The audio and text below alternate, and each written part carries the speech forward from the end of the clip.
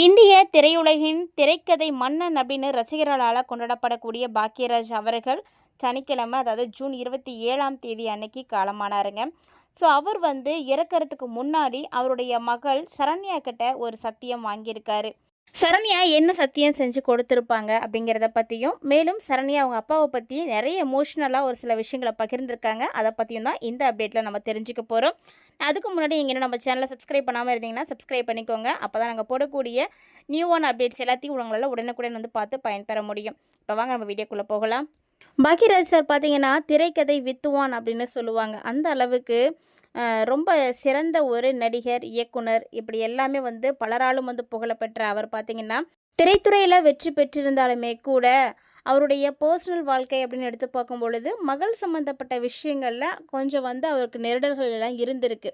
அதாவது பாக்யராஜினுடைய முதல் மனைவி பிரவீணா, அவங்களும் பார்த்தீங்கன்னா ஒரு நடிகை தான். ஸோ பாக்யராஜ் சார் அவங்க மேலே ரொம்ப அன்போடு இருந்தாங்க. ஆனால் என்னவோ அவங்க திருமணமாகி ஒரு சில மாதங்கள்லேயே பார்த்தீங்கன்னா நோய்வாய்ப்பட்டு இறந்து போயிட்டாங்க. அதுக்கப்புறமா டார்லிங் டார்லிங் படத்தில் ஹீரோயினாக என்ட்ரி ஆனவங்க தான் பூர்ணிமா மேம். ஸோ பூர்ணிமாவையும் இவர் பார்த்தீங்கன்னா லவ் பண்ணி தான் மேரேஜ் பண்ணிக்கிட்டாரு. 1984ஆம் ஆண்டு எம்ஜிஆர் முன்னாடி தாங்க இவங்களுடைய திருமணம் நடந்தது. இவங்களுக்கு பார்த்தீங்கன்னா மூத்தது மூத்த பொண்ணு சரண்யா.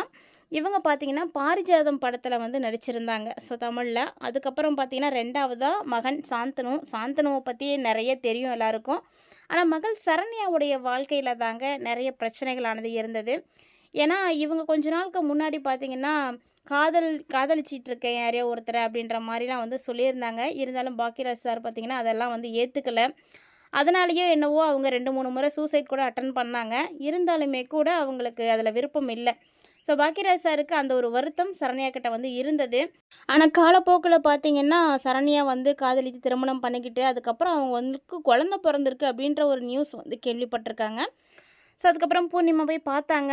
பேரக்குழந்தைய பார்த்தோன்னா பாக்யராஜ் சாருடைய மனசு மாறிடுச்சு. ஸோ பேரக்குழந்தை இல்லாமல் இவர் இருக்கவே இல்லை. அந்த அளவுக்கு 2 பேரும் நல்லா அட்டாச் ஆகிட்டாங்க.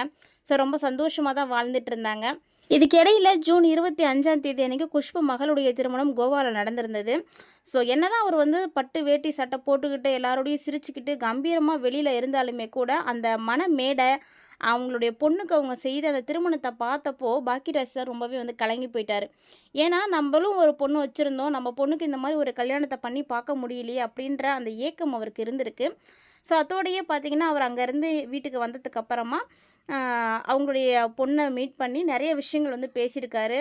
ஸோ நீ எதுக்கும் கலங்கக்கூடாது, நான் இருக்கிறேன், உனக்கு எல்லாமே நான் செய்வேன், கடைசி வரைக்கும் நான் இனிமேட்டுக்கு உன்னை எந்த காரணத்தை கொண்டு நான் விட மாட்டேன், ஆனால் நீ எனக்கு ஒரு சத்தியம் பண்ணி கொடுக்கணும் அப்படின்னு கேட்டிருக்காரு.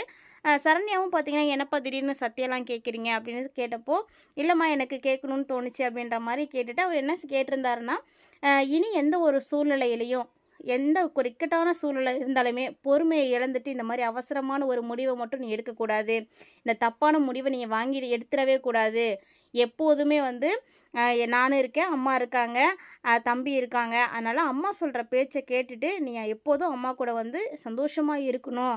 அம்மா கூடயே தான் நீ நல்லா ஷேர் பண்ணிக்கணும். உன்னுடைய எந்த கஷ்டமாக இருந்தாலும் சரி நீ எங்களோட ஷேர் பண்ணிக்கோ அப்படின்ற மாதிரிலாம் கேட்டிருக்காங்க. ஸோ சரண்யாவும் பார்த்தீங்கன்னா அவங்க அப்பாவுக்கு ப்ராமிஸ் பண்ணி கொடுத்துருக்காங்க. இந்த ப்ராமிஸ்க்கு பண்ணி இதெல்லாம் முடிச்சதுக்கப்புறமா அடுத்த நாள் தாங்க அவர் எப்போதும் போல் வாக்கிங்லாம் போயிருந்திருக்காரு. ஸோ வாக்கிங் போகும்போது கூட பூர்ணிமா கிட்ட நிறைய பேசியிருக்காரு.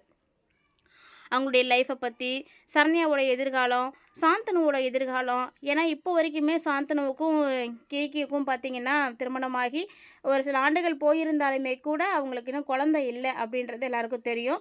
ஸோ இந்த மாதிரி இது மட்டும் இல்லாமல் சாந்தனு படத்தில் நடிச்சிருந்தாலுமே கூட பெருசாக ஹிட் ஆகலை அவர் நடித்த படம்லாம். அதுக்கப்புறமா அவருக்கு நடிக்கிறதுல இன்ட்ரெஸ்ட் இல்லாமல் ஸ்டுடியோ சார்ந்த விஷயங்களுக்கு டிசைனரி ஒர்க் இந்த மாதிரி இதெல்லாம் பண்ண ஆரம்பிச்சிட்டாரு. ஸோ கிக்கியும் சாந்தனுவும் சேர்ந்து தான் ஸ்டுடியோ பார்த்துட்ருக்காங்க. அந்த ஸ்டுடியோ நல்லா வளர்ந்து வரணும், அவங்களுடைய எதிர்காலம் நல்லா இருக்கணும் அப்படின்ற மாதிரிலாம் பூர்ணிமா கிட்ட நிறைய விஷயங்கள் பேசியிருக்காங்க.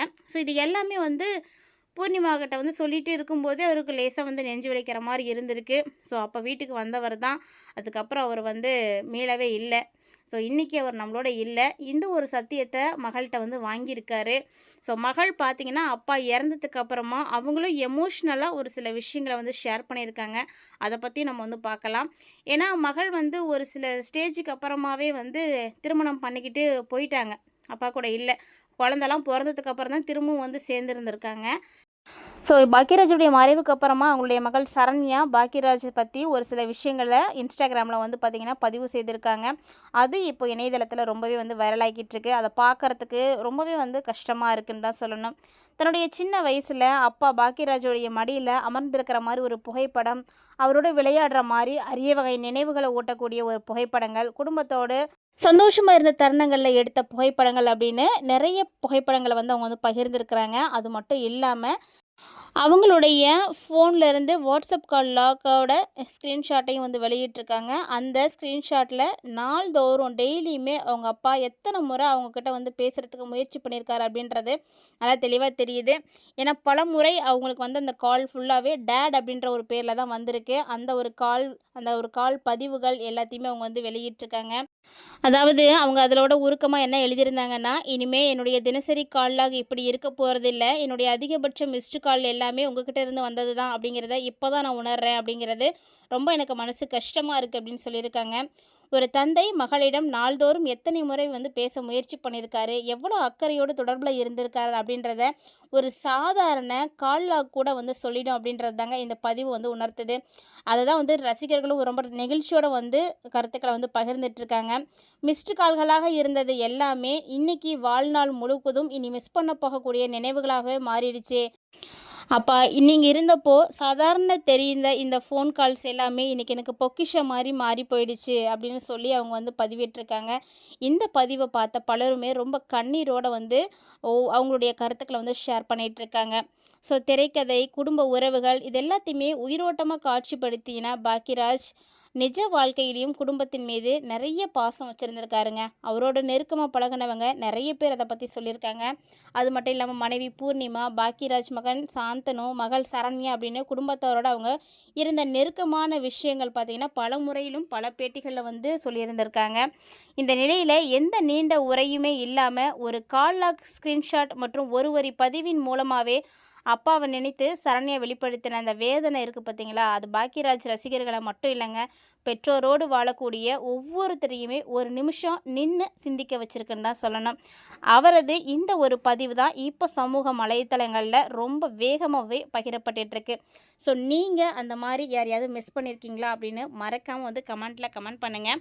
நம்ம யாரு கூட அதிக நேரம் பேச விரும்புகிறோம், யார் மேலே அதிகமாக அன்பு வச்சுருக்கோம் அப்படிங்கிறத ஒரு ஃபோன் கால் லாகே வந்து காட்டி கொடுத்துருது அப்படின்ற மாதிரி சரணி அவங்களுடைய உருக்கமான பதிவை பார்த்து தெரிஞ்சிட்ருப்பீங்கன்னு நினைக்கிறேன். ஸோ அப்படி உங்களுடைய ஃபோன் காலில் யாருடைய நம்பர் அதிகமாக டயல் பண்ணியிருக்கீங்க அப்படின்றத மறக்காம வந்து கமெண்ட் பண்ணுங்கள்.